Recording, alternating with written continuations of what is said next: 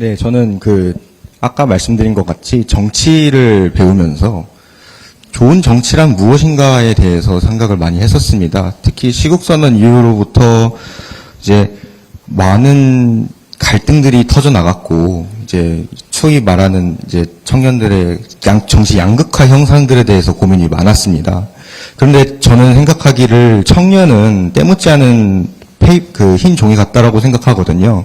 근데 그 흰 종이가 다른 세계만 치우쳐져 있으면 그것은 좋은 파얀 종이가 쉽게 물들어버리는 것 같이 금묵자학 같은 형태가 될 거라고 생각하거든요. 그래서 지금 현재 정치권이나 아니면 사회에서 자주 등장하는 젠더 갈등, 세대 갈등, 지역 갈등들이 미래 세대로서 이 나라의 미래에 대해서 어떤 영향을 끼칠지 정말 좀 고민되는 부분이 있습니다. 정말 중요한 문제를 지적하신 것 같아요. 흰종이 같다. 제가 앞으로 좀 써먹을 테니까 저작권 주장 안 하실 거죠? 이 말씀이 정말 맞는 것 같아요. 우리 사회에 전체적으로 이제 기회 총량이 부족해지고 있어요. 그러니까 우리가 자랄 때는 현재 상황은 나쁜데 고도 성장을 했기 때문에 취업 기회도 사실은 많았고 계속 성장을 하기 때문에 이제 미래에 대한 희망도 기회도 많아서 희망을 가지고 살았죠. 지금은 저성장 사회가 돼가지고, 근데 저성장이라고 하는 거는 추가에 늘어나는 폭이 없다는 뜻이잖아요. 늘어나는 게 줄어들었다. 기회가 줄어들었다는 뜻이거든요. 그러면 각박해지죠. 그 경쟁이 치열해지고. 근데 이거를 우리가 슬기롭게 극복을 해서 계속 지속적으로 성장하는 사회로 다시 되돌아가야 되는데, 이제 그거는 현재 상태의 양극화가 심해져서 자원 배분이 불합리하게 돼 있기 때문에 효율성이 떨어졌고, 그래서 사실은 지속적으로 성장률이 하락할 수밖에 없어요. 그러면 사실 구조적 계획을 좀 해야 되죠. 근데 구조적인 문제로는 어쨌든 양극화를 완화해야 되는데 이게 지금 이미 있는 걸 교정하는 건 쉽지가 않아요. 그럼 그냥 공산주의 하자는 거냐 이럴 가능성이 있기 때문에 현실적으로 불가능하죠. 그럼 앞으로의 새로운 영역들, 이 영역에서라도 기회와 결과 배분이 좀 더 공정한 사회로 가야 됩니다. 예. 그것들 중에 하나가 예를 들면 균형 발전, 지방의 기회를 줘야 사실은 전체 우리 대한민국 전체 효율이 올라가거든요. 또는 국립대와 사립대, 예를 들면 또는 기성세대와 신규 청년 세대, 여기에 이 불공정함들도 조금씩 수정해 나가야 됩니다. 어쨌든 그건 너무 어려운 과제이긴 한데 우리 가야 될 방향이고요. 그 중에서 이제 청년들이 가장 진취적이어야 되는데 지금 가장 절망적이에요. 원래 우리가 살던 그 시기에는 정말 고생은 사서도 한다, 젊어서. 그런 소리도 아무도 욕하지 않았어요. 그거 진리야. 실패는 성공의 어머니. 맞아. 이랬는데 요즘 그렇게 하면 그런 소리 하면 뺨 맞겠죠. 미쳤나? 이럴 가능성이 많죠. 요즘 한 번 넘어지면 다시는 못 일어나는. 그래서 실패는 성공의 어머니가 아니라 정말 좌절의 어머니가 됐죠. 그래서 기회가 작다 보니까 이제 기회를 늘리기 위한 노력, 우리 사회를 더 공정하게 만들기 위한 노력을 해야 되고 그 속에 사실은 청년들이 더 주축이 돼야 되거든요. 과거의 사회 변화 혁명은 다 청년으로부터 시작됐는데 지금은 청년 세대 중에 일부는 사실 매우 보수적이 돼가지고 어떤 경우는 극소주의이긴 하지만 극우화되기까지 한단 말이에요. 오히려 다른 세대보다 더 극렬하게. 근데 이게 왜 그럴까? 그 말이 이 말 같아요. 흰종이 같아서 금묵자처럼 오염이 됐다. 너무 표시가 탁 드러나는 거. 흰 옷에, 까만 옷에는 별로 표시가 안 나는데 흰 옷에는 표시가 난다.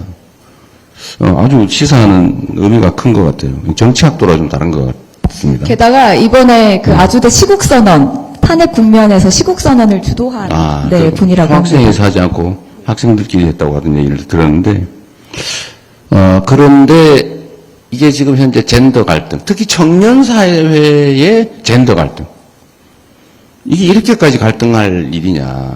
저는 이게 정치 때문이라고 봐요. 정치의 일반적인 속성 때문이 아니고 악성 정치 때문에 벌어진 일이죠. 그러니까 역량을 발휘하고 선의를 가지고 설득해서 지지를 획득하는 게 아니고 편을 갈라가지고 싸움을 시킨 다음에 한쪽 편을 들어서 쉽게 자기 편을 만들고 누군가를 적으로 만드는 거예요. 이게 이제 극우거든요. 이 극우적인 방식은 되게 편하긴 한데 사회를 좀 먹어요. 정치의 본질은 갈등을 줄이고 분열을 최소화하는 거잖아요. 그게 우리 정치라고 하는 걸 배우는 거잖아요. 인정하고 대화하고 토론하고 타협하고 수렴하고 이 과정인데 반대로 하는 거죠. 극우적 사고는 갈등을 부추기고 대립 혐오를 하게 한 다음에 한쪽 편들이 어쩔 수 없이 자기 편을 들게. 그러면 과반을 차지하지 못하지만 적극적인 극렬 지지층을 소수로 확실하게 확보할 수 있어요. 이제 이걸 몇 개를 모으는 거예요. 예를 들면 청년 세대와 기성 세대를 갈등을 부추겨요. 아, 너희들이 뺏기고 있는 거야? 우리도 살아야지. 우리가 노인 세대 부양만 하다 우리 죽는 거 아니야? 뭐 이렇게 해가지고 사회 연대 의식을 훼손해요. 그리고 또 자기 편을 조금 챙기고 이런 정치 때문에 청년 세대들이 많이 오염이 된 것 같다. 이제 그 말씀하신 것 같아요. 아주 정말 정확하게 보신 것 같아서 정말 훌륭한 정치학도가 되실 것 같습니다. 정치학자가 되실 것 같고, 근데 이 문제 의식을 우리가 많이 공유할 필요가 있습니다. 정말로 우리 사회의 심각한 문제예요. 정치가 대결, 대립을 최소화하고 좀 차이를 넘어서서 다름을 넘어서서 한 방향으로 가도록 힘을 모아야 되는데 지금 갈등하고 자기 걸 챙기고 다른 쪽은 배제하고 배제를 넘어서도 심지어는 제거하려고 하잖아요. 이 제거 행위의 극단 형태가 이번에 계엄이에요. 그러니까 자기가 권력을 상당 정도 이미 가지고 있고 자기 편도 이 정도 있는데 저쪽이 말로 설득하기 어려우니까 아예 싹 제거를 해버리려고 100%를 다 자기가 가지겠다고 군대를 동원해가지고 쿠데타를 한 거잖아요.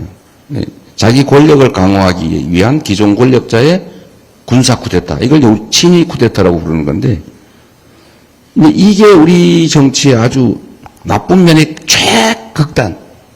이게 이제 현실화될 뻔한 거를 어쨌든 막아가고 있는 중이에요.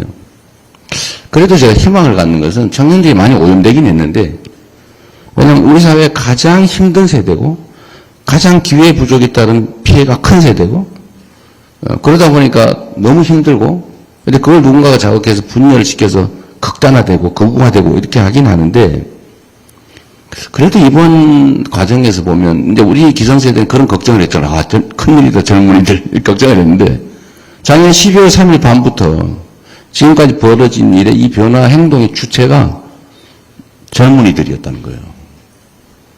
저는 그날 보고 정말 감동적이었습니다. 그 감동이라고 하는 게 대신 싸워줘서 감동이다 이걸 넘어서서 그 걱정했던 젊은 청년 세대가 기성세대보다 더 전면에서 더 열심히 더 아름답게 이 어려움을 뚫고 나가는 거예요.